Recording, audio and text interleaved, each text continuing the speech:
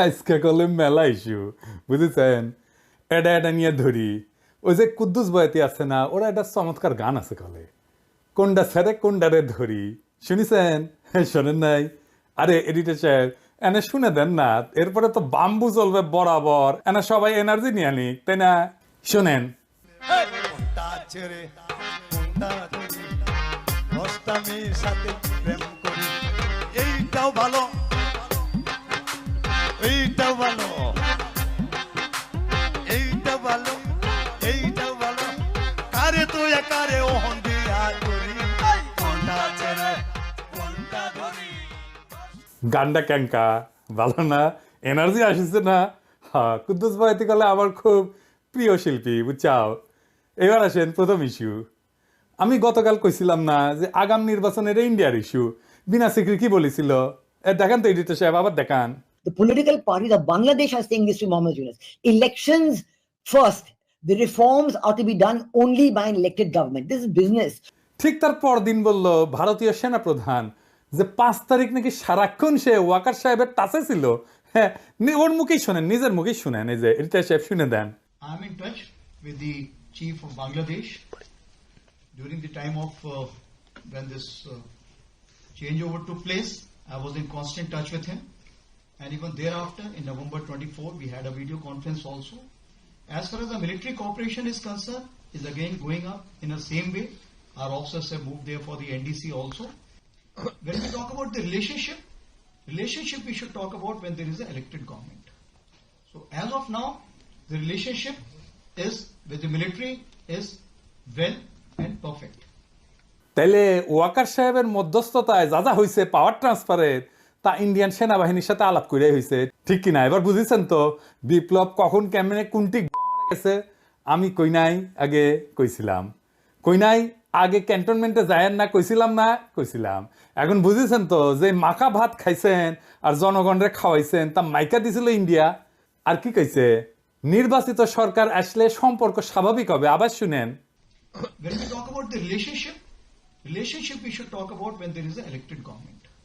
তার মানে বিএনপির সাথে সেটেলমেন্ট হয়ে গেছে, বিএনপি ক্ষমতাতে আসলে তার আর ডিস্টার্ব দেবে না, তার আগে যত পারা যায় ডিস্টার্ব দেবে, ঠিক কিনা বলেন? এবার আসেন দ্বিতীয় ইস্যু। বিশিষ্ট বাম মোশাহিদা সুলতানা হাঙ্কেরে প্রথম আলো ওটা একটা জুলাই বিপ্লব নিয়ে কলাম লিখেছে, সেটি লিখেছে আনু মোহাম্মদ নাকি এক দফার ঘোষণা দিছিল, আর তারপরেই নাকি হাসিনা পলাইছিল, বুঝাও? লিখেছে প্রেস ক্লাবে হাসিনার পদত্যাগের এক দফা দাবি ঘোষণা করেন অধ্যাপক আনু মোহাম্মদ। ঘোষণার পরপর একটি মিছিল প্রেস ক্লাব থেকে যাত্রা করে শহীদ মিনার অভিমুখে। বিগত দিনগুলোর কারফিউর থমথমে পরিবেশকে পেছনে ফেলে এই মিছিলে অংশ নেয় দলমত, শ্রেণী, পেশা, বয়স নির্বিশেষে সব ধরনের মানুষ। হাসিনার পদত্যাগের দাবিতে ঐক্যমত এবং জনসমর্থন সেদিনই দৃশ্যমান হয় জনসমক্ষে। ওরে বাবা, হ্যাঁ, আপনারা জানেন এক দফা ঘোষণা করে ছাত্ররা 3রা আগস্ট শহীদ মিনার থেকে। এই যে না, এইটা সাহেব গুগলে এক দফার ঘোষণা লিখে সার্চ দেন তো কি কি আসে। দেখেছেন আনু মোহাম্মদের নাম আছে। দ্রোহযাত্রার প্রধান দাবি কি ছিল? দ্রোহযাত্রা দিয়ে একটা সার্চ দেন না এডিটর সাহেব, 24 ঘন্টার মধ্যে সবার মুক্তি। দেখেছেন? হ্যাঁ, সরকারের পদত্যাগ চাইছিল, কিন্তু সেটা এক দফা ছিল না, মেলা দফা ছিল তার সাথে। এভাবে ইতিহাস পাল্টায় যায়, বুঝছাও? এভাবেই প্রথম আলো তার পক্ষের বয়ান তৈরি করে বামেদের লেগে, মানে রক্ত দিল সবাই আর নেতৃত্ব হয়েছে বামের। এবার আসেন চট্টগ্রামের ওসি নিজামরে ধোলাই দেওয়ার ঘটনা, বিএনপির প্রতিক্রিয়া নিয়ে একটা কথা কয়ে নি। ওসি নিজাম একজন দুর্বৃত্ত পুলিশ অফিসার ছিল। ওসি নিজাম উদ্দিনের মা খালেদা মেম্বার, সভাপতি বাংলাদেশ মহিলা আওয়ামী লীগ বড়ইতলি চকরিয়া। এই যে সিআইপি সালাউদ্দিনের পাশের ছবিটা দেখেন, আর একটা ছবি দেখেন ওসি নিজামের। দেখেছেন বন্দুক ধরে আছে কিংকা করিয়া। তখনও কোতোয়ালি থানার ওসি ইনভেস্টিগেশন 2014 সালে চট্টগ্রাম বিএনপি পার্টি অফিসের সামনে বিএনপি কর্মীদের বুকে ও বন্দুক ধরেছে নিজের হাতে। দেখেছেন? ওরে কিছুই করা হয়নি, ধরে থানার দেওয়া হয়েছে। টানাটানির সময় জামা ছিঁড়িছে। থানার দেওয়া হয়েছে কেন? কারণ ওই ওসি নিজাম হৃদয় তারুয়ার মামলার আসামি যে শহীদদের, কিন্তু ধরে দেওয়ার পর দেখা গেল তার নামে পুলিশ মামলা থেকে বাদ দিয়ে দিছে। দেখেছেন? বাদীকে না জানায় মামলা থেকে নাম বাদ দেওয়া যায় না, বাদীকে জানানোই হয় নাই। এই মামলার তদন্তকারী কর্মকর্তাকে আমি জানবার চাই, আমারে নাম দিবেন, ওর তদন্ত আমি ওর হান্দাই দিব। এই নিজামরে ধরিছে শহীদুল ইসলাম শহীদ নামে স্বেচ্ছাসেবক দলের নেতা এক বীর যুবক, আমার স্যালুট তারে দল থেকে বহিষ্কার করে দিছে। কেন? দুইটা কারণে। দুর্নীতির দায় সাজাপ্রাপ্ত মীর নাসিরের ছেলে মীর হেলাল ছেলেটার বিরুদ্ধে অবস্থান নিছে। দেখেন নেতা তারেক রহমান সাহেবের বক্তৃতা দেন এত পরিষ্কার ভাবে বোঝানোর পরে যারা না বোঝার ভান করার তারা দায় দায়িত্ব তো দল লইত কিলে দুষ্ট গুরুত্ব শূন্য গোয়াল বহুত বেটার। আর পুলিশ অ্যাসোসিয়েশন বিবৃতি দিছে এই খুনি নিজামের জন্য ওদের মনে নাকি গভীর সমবেদনা তৈরি হয়েছে। হারাম জাদা, হাজারের উপরে ছাত্র জনতারে পাখির মতো গুলি করে মাইরা ফেলাইছো, 25,000 ছাত্র জনতাকে চিরজীবনের জন্য পঙ্গু করে দিছো। ঠোলা রাচ্চা ঠোলা তোর হৃদয় আছে মাদার। ওই শহীদুল কি বলতেছে শোনেন, যে আমার ছেলে দেখতে দেশ নাই। শোনান এডিটর সাহেব। আমি আমার বাচ্চা দেখতে পারি নাই, আমি আমার বাচ্চার মুখ দেখতে পারি নাই। এ হচ্ছে ওসিনা আদম, সাদত ভাইকে জেলে লাঞ্ছিত করেছিল, আমাদেরকে লাঞ্ছিত করেছিল। জামাতের নেতাকে ধরে শিশু সন্ত্রাসী বলে চালান দিছে 3 বার। তার দোকান লুটপাট করিছে, বউ বাচ্চা গেছে দেখা করতে, বাচ্চার 104 ডিগ্রি জ্বর আসছিল, দেখা করতে দেন সারা রাত ওই বাচ্চাটারে বসায় রাখিছে। আলিয়া মাদ্রাসা ক্লাস 8-এর ছাত্রদের ধরে নিয়ে গেছে, পরীক্ষা দিছে বাচ্চাটা জেল থেকে। এখন ঠোলা অ্যাসোসিয়েশনের হৃদয় বাইরে হয়েছে শালা, 14 জেনারেশনের জাউরা শালা। বিএনপি ভাবিছে ঠোলা দিয়ে ইলেকশন করাবি, তাই পুলিশের গেছে বিএনপি। এখন এই শহীদুল ইসলামকে নিজাম সাইজ করবি। এই নিজাম, শহীদুলের যদি কিছু হলে না তো ঠ্যাং কেটে ভেজে খামু কলে আমি। শহীদুল, তুমি ছাত্রদের নাগরিক কমিটিতে জয়েন দাও, তুমি উটি নেতা হবা। তোমার বীরত্বরে স্যালুট আমার। নাগরিক কমিটি করছি, যেটি ইনকা স্পিরিটেড বিএনপির তৃণমূল কর্মীর সাথে বেইনসাফি করবে বিএনপি না, তারই নিয়ে নিবা। ওই যে ইসকনের নামে মামলা করেছিল না যে বিএনপি নেতা, তাকে নিয়ে নাও। ওই চট্টগ্রামে হিরোইক ইমেজ তৈরি করতে পারবি। এবার আসেন মিজানুর রহমান আজাহারির তাফসির মাহফিলে গ্যাঞ্জাম নিয়ে কথা বলি। সিলেটে যেভাবে মিজানুর রহমান আজাহারির ওয়াজের শেষে হট্টগোল করে বন্ধ করে দেওয়া হয়েছে, তাতে আমি হতবাক এবং ক্ষুব্ধ। শুনেন তার কথা, শুনেন শেষ দিকের কথা। এই জায়গাটাতে এরকম কেন হইলো? শুরুতে তো এটা ছিল না। এখন আইন শৃঙ্খলা বাহিনী তোমাদের সাথে লাঠি চার্জ করবে, ধাক্কাধাক্কি করবে, তোমরা আমার সাথে এটা হবে এরকম? তোমরা তো ব্যথা পাবা তো। বসো না, সবাই বসতে পারলে তোমাদের কি? বসো। এটা আমি এখন পরিকল্পিত কিছু হতে পারে এই ধারণাও করতে হবে আমাদের। লক্ষ লক্ষ মানুষ বসে আছে, তোমরা একটু শান্ত হবা না? হ্যাঁ, বসো। আর 2 মিনিট একটু কোঅপারেট করো। 2 মিনিট একটু কোঅপারেট করো। জি পুলিশ ভাইরা, হ্যাঁ আস্তে আস্তে, জি বসে যাবে। হ্যাঁ ঠিক আছে, 2 মিনিট। এই বিভাগে আমার আর আসা হবে না, আমি একবারই তো আসলাম। সো যা বলার তো আমি এখনই বলতে হবে। এমন না যে আমি আবার সুনামগঞ্জে আসবো, হবিগঞ্জে আসবো। খুবই গুরুত্বপূর্ণ কয়েকটা কথা আমি রাখবো তোমাদের সামনে। বসো, শেষ করে দিব। এই তো আর 10 মিনিট সময় আছে আমার হাতে। বসো। মাশাআল্লাহ, এই ঠিক আছে। আমি কলে এখানে এক বিশাল ষড়যন্ত্রের গন্ধ পাইতেছি। ঘটনাচক্র রাজনৈতিক গুরুত্ব অপরিসীম। আজারি সাহেব নিজেই কইছে যে সামান্য জায়গাটা অল্প কিছু লোক এই কাজটা করেছে। শুনেন, পুরো লক্ষ লক্ষ মানুষ, আমি তো দেখতে পাচ্ছি কত লক্ষ লোক হয়েছে একটা জায়গায়, কোনো সমস্যা নাই। এখানে কয়েকশো ছেলে পেলে এই ধাক্কাধাক্কি, না নিজে শুনতে পারতেছো, না অন্যকে শুনতে দিচ্ছ, না আমাকে বলতে দিচ্ছ। কি করতেছো তোমরা? এগুলো কি করতেছো? আমি আজকে just as a gesture of goodwill, আমি নামটা কইলাম না কে করিছে, কয়া দিব কিন্তু কে করিছে এইটা। এই হট্টগোল হয়ে কেন সুষ্ঠুভাবে শেষ করতে পারলেন না তাফসির মাহফিল আজারি সাহেব? কারণ বিএনপি নেতারা প্রকাশ্যে বলিছে মাহফিলে আজারি সাহেব হেস্তনেস্ত শিকার হবে, এটা কইছে বিএনপি নেতা। সত্যি কথা, আমি ব্যানে করছি না। এই যে শুনেন, রহমান আজারি বক্তব্য রাখে বিএনপির বিপক্ষে, এত সাহস সে কোথায় পায়? আপনি এই জামাতের পক্ষে কথা বন্ধ করেন, নাহলে এই দেশের মানুষ যেভাবে আপনার এই যে মাহফিল করে, মাহফিলে কিন্তু আপনি আস্তে আস্তে শিকার হবেন এই মুসলিম লীগের কারণে। কারণ এই মুসলিম লীগ কিন্তু বিএনপি কে পছন্দ করে, এই মুসলিম লীগ কিন্তু অন্য সংগঠনকে পছন্দ করে।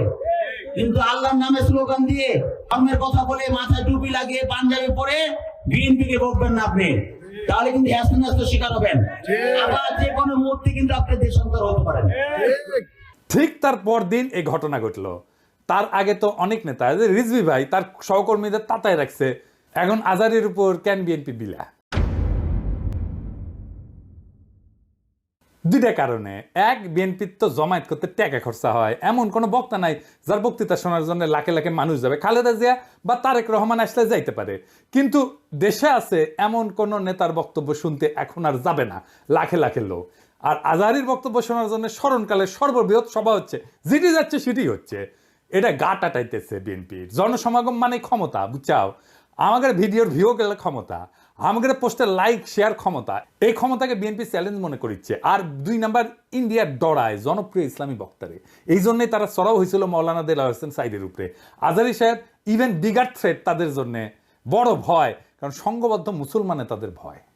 আজহারী জামাত করে না, তার বয়স কম, তারা যুদ্ধাপরাধী বানাইতে পারবে না, চমৎকার কথা বলে, আধুনিক মননশীল, অপূর্ব সুন্দর গলা আর চেহারা, মাশাআল্লাহ, ইংরেজি বলতে পারে ভালো। এইরকম একজন দায়ীকে কোনোভাবে টলারেট করবে ইন্ডিয়া? করবে না। এক বেকুব তার মাথার দাম ধার্য করেছে, শুনেছেন? শুনেন।